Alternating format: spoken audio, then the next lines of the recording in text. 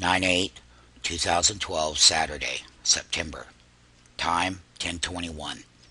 We featured Amazon as a long position because they were coming out with the Kindle, and they're adding lots of other gadgets. And we have broken to super highs as expected, and it happened in the last 2 day breakout.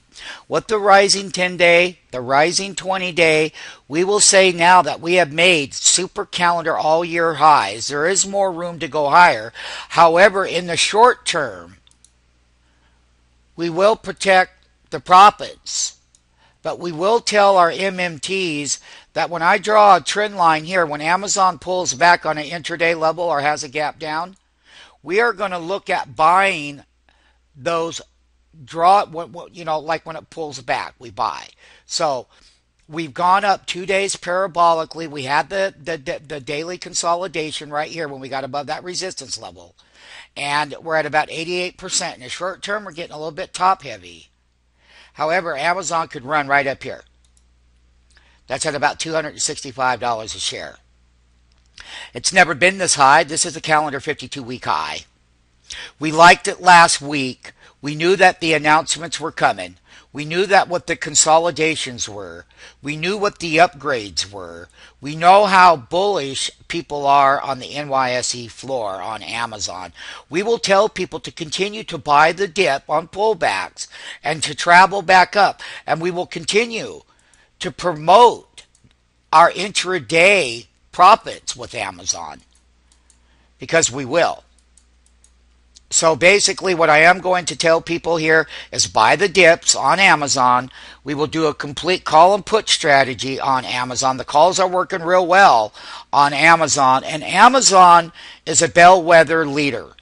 It is not to ever be ignored because it was Amazon. There was a certain day in years ago that there were a lot of days where everyone was very negative on Amazon, but what they didn't understand is how Amazon is rolling that out and getting into new gadgets. It's got new revenue streams. Yes, it's been working off its high capacity level. Fundamentally, what do I mean by that? It has R&D is what I'm referring to. Research and development costs have been at all-time highs, but they've been executing well to offset it. And now they have a new revenue stream that would take those concerns and put them back over on the sideline. Therefore, we are saying buy the dip, sell the rip, use a call strategy, short-term put strategy for little pullbacks, looking at where the support level is and how many days that once this gap sequence starts is where that next gap to resistance or the consolidation of this gap will hold. We won't know until we get into next week, but once we get into next week, we will know this part of where the support levels are so that we can make our engagements with the call side of this market on Amazon. Amazon, yearly bull.